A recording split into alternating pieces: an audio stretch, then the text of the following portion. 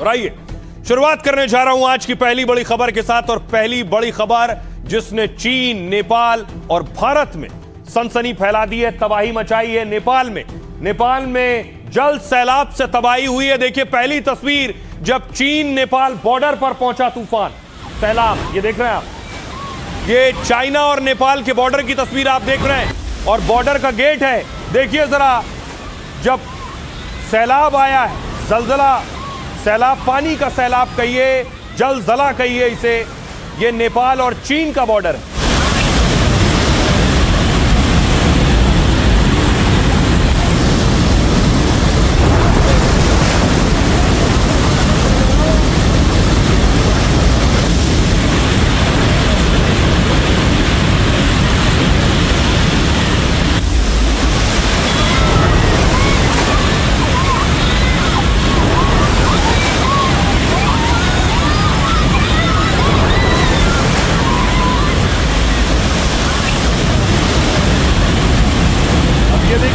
ये जो गेट आप देख रहे हैं, चीन और नेपाल का बॉर्डर है। जब नेपाल से बाढ़ आई, ये पूरा पानी, इसका रफ्तार देखिए, इसका वेग देखिए कितना तेज था कि सब कुछ बहा ले गया, सब कुछ तबाह और बर्बाद कर दिया इसे।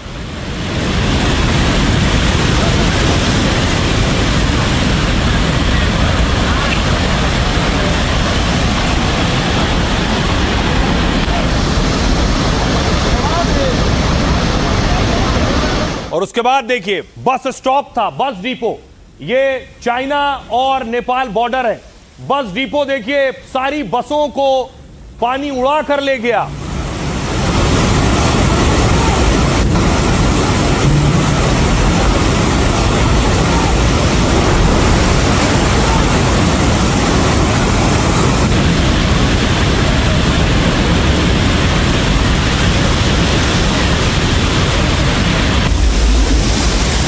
देख रहे हैं बस खड़ी है और पानी का बहाव देखिए जरा, इतनी तेज पानी आया है कि खिलौनों की तरह बस पानी में बहती हुई चली गई है।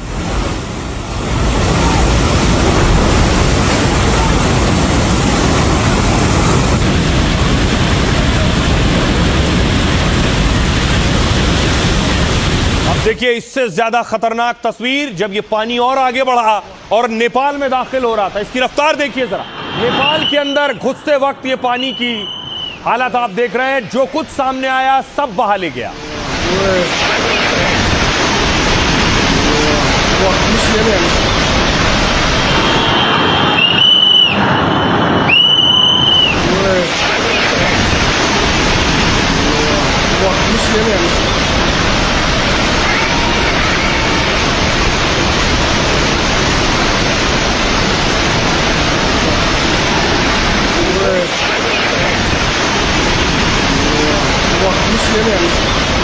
पानी देखिए और आगे बढ़ा तो नेपाल का ब्रिज आप देख रहे हैं अपने साथ ब्रिज को बहा ले गया है, पूरा ब्रिज बह गया है।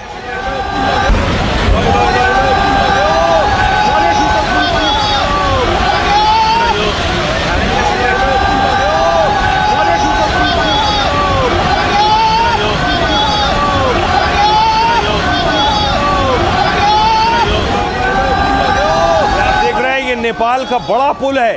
इस पुल से दो इलाकों का संपर्क था और पूरा पुल पानी के बहाव में बह गया है।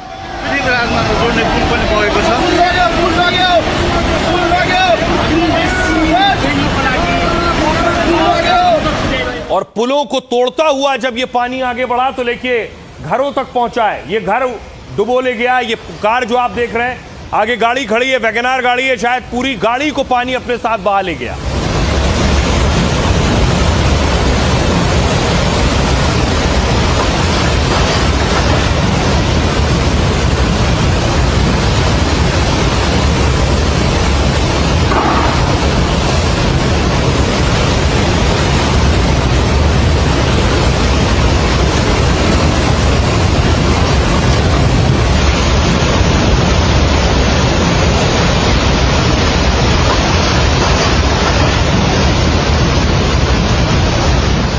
तो नेपाल में लगभग 2 दर्जन से ज्यादा जो ब्रिज, फ्लाईओवर हैं वो तबाह और बर्बाद हो गए पानी में। दूसरा ब्रिज देखिए जरा, ये आप देख रहे हैं दूसरे ब्रिज की तस्वीर है।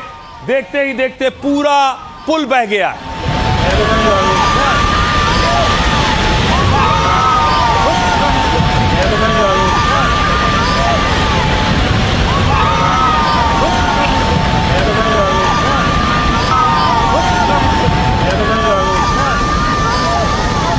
पूरा पुल बहता चला गया पानी के बहाव में।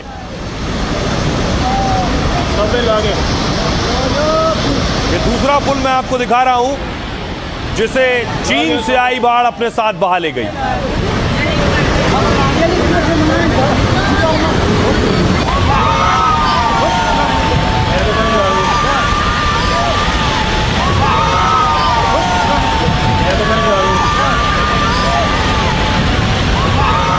पुल बहा ले जाने के बाद देखिए हालात पानी और आगे बढ़े और ये जो घर आप देख रहे हैं, इन घरों में तबाही आई, घरों को अपने साथ बहाया।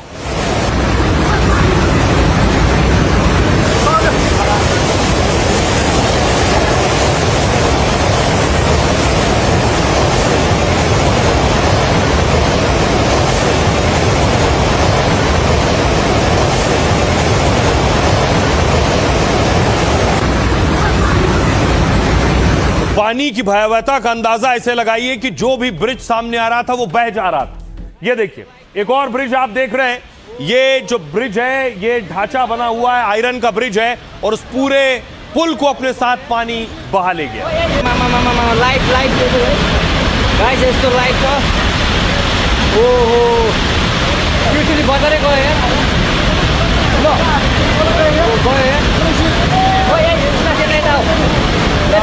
पूरा पुल पानी में समा गया है। सोचिए वो मंजर, वो हालात क्या होंगे। आसपास जो लोग रहते हैं अपने घर के आगे देख रहे हैं पानी की ये तीव्रता, ये विकराल रूप।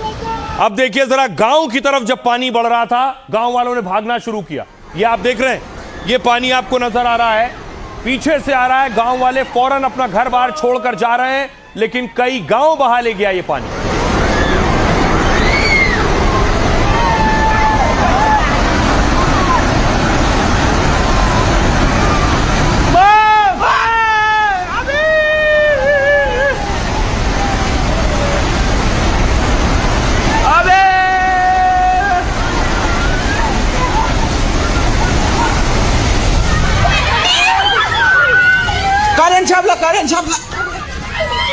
अब आइए आपको बताऊं ये सैलाब आया कहां से। कहा गया ये चीन से आया। शिकायत की गई कि चीन ने पहले अगर नेपाल को बता दिया होता तो जान माल का नुकसान ना होता। अब मैप के जरिए मैं आपको दिखा रहा हूं, देखिए कहां से आया। ऊपर के हिस्से में देखिए कहा गया चीन के इलाके में जो तिब्बत का हिस्सा है, ऊपर आपको ग्लेशियर लेक दिख रहा है, पीले रंग से लिखा हुआ। ग्लेशियर जो है ये ग्लेशियर फटे और उसके बाद ये आप देख रहे हैं ये जो भोटे कोशी नदी है, ये जो आप नदी देख रहे हैं, ये भोटे कोशी नदी में सैलाब आया, इसका स्तर बढ़ा और इसने विकराल रूप लिया। ये नीचे उसके बाद चीन से, चीनी तिब्बत के हिस्से से नेपाल में दाखिल हुआ और नेपाल में नीचे आप देख रहे हैं रसुआ शहर में सबसे ज्यादा तबाही हुई है। तो काठमांडू के उत्तर में स्थित रसुआ जिले में बाढ़ आई है। यह इलाका तिब्बत से सटा हुआ है, चीन के साथ नेपाल के व्यापार मार्ग में आता है और पानी के तेज बहाव में चीन नेपाल फ्रेंडशिप ब्रिज बह गया है। यह रूट था इस बाढ़ का। अब आपको दिखाऊं चीन में भी बाढ़ आई हुई है। चीन के हालात देखिए जरा। पहले चीन में आई, अगर चीन चाहता तो नेपाल को बचा सकता था। यह आप देख रहे हैं चीन का ड्रोन व्यू, घर देख रहे हैं, चारों तरफ पानी पानी आपको नजर आ रहा है।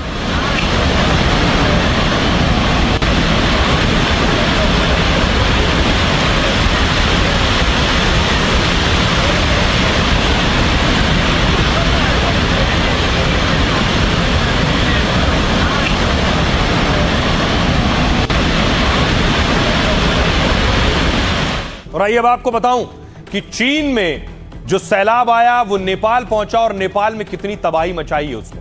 देखिए जरा, कुछ ये हालात थे सैलाब के। पानी का बहाव देखिए जरा। तिब्बत से अचानक बाढ़ का पानी नेपाल में घुसा है। नेपाल के रसुआ जिले में बाढ़ ने भारी तबाही मचाई है। भोटे कोशी नदी का जलस्तर अचानक बढ़ गया, उसके बाद यह हाल हुआ। रसुआ का एक हाइड्रो पावर प्रोजेक्ट बाढ़ की चपेट में आ गया। रसुआ में बाढ़ के चलते एक पुल बह गया। नेपाल के नुवाकोट जिले में भारी तबाही हुई है। सोचिए बाढ़ से एक दो नहीं, नेपाल में 22 पक्के पुल बह गए हैं। नेपाल में बाढ़ से पुलों का नेटवर्क ध्वस्त हो गया है। भोटे कोशी नदी के तांडव से 27 पुल ध्वस्त हुए हैं। बाढ़ से नेपाल में सड़क व्यवस्था पूरी तरह से ध्वस्त हो गई है। 22 सोचिए कंक्रीट पुल और 5 बेली ब्रिज बह गए। शुरुआत में रसुआ में फंसे लोगों को निकालने के लिए हेलीकॉप्टर भेजा गया, लेकिन वो बिना उतरे काठमांडू लौट आया। हालात इतने खराब थे। बाढ़ के पानी में स्थानीय हेलीपैड बह गए। पायलट को उतरने के लिए सुरक्षित जगह तक नहीं मिली और टिमुरे गांव का बड़ा हिस्सा नजर तक नहीं आ रहा, यानी गांव के गांव बहा ले गया ये सैलाब। नेपाल के पीएम बालेन शाह ने सेना तैनात करने के आदेश दिए। नेपाली सेना, सशस्त्र पुलिस बल और नेपाल पुलिस को भेजा गया है। अतिरिक्त एम्बुलेंस और मेडिकल स्टाफ भी भेजा जा रहा है। लोगों को सुरक्षित जगह जाने की सलाह दी गई है। अब आपको दिखाऊं दूसरी तस्वीरें कि अब आखिर बचाव कैसे होगा। पहले तबाही का मंजर देखिए जरा। यह है तबाही का मंजर, आप देख रहे हैं। जहां तक नजर जाएगी आपको तबाही के निशान दिखाई देंगे। देखिए, घर मलबे में दब चुका है। जो मलबा पानी के साथ बहकर आया है, घरों की छत जो है वो जमीन पर आ गई है, क्योंकि अंदर सब मलबा भरा है।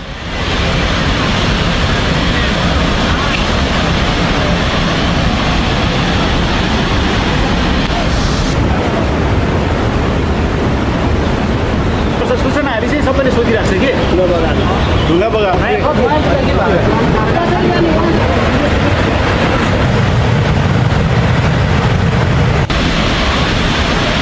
अब देखिए तबाही की तस्वीरें आपने देखी। ये देखिए, लोगों के घर बार तबाह हो गए। जो सिलेंडर पड़े, लोग सिलेंडर उठा रहे हैं कि अब सब कुछ बह गया तो खाना कैसे बनेगा। तो सिलेंडर कम से कम उठा ले, गैस जला सके और खाना बना सके।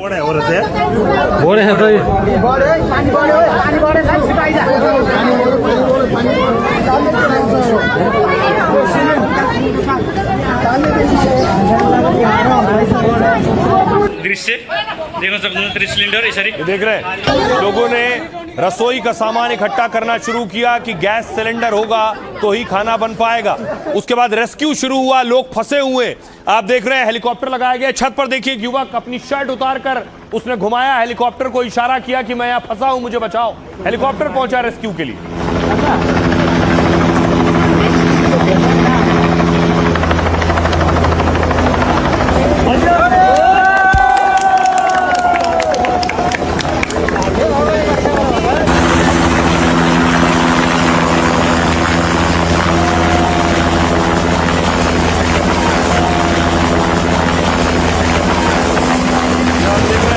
अलग अलग जगह रेस्क्यू के लिए, बचाने के लिए हेलीकॉप्टर लगाए जा रहे हैं। लोग जहां तहां फंसे हुए हैं मलबे में, सैलाब के बीच, घरों की छतों पर। अब देखिए, जमीन पर भी ऑपरेशन चलाया जा रहा है, जो बहुत मुश्किल है, क्योंकि अभी भी मलबा लोगों के घरों में है, लोग दबे हुए हैं। जान माल का सही नुकसान का आकलन कर पाना इस वक्त मुश्किल है।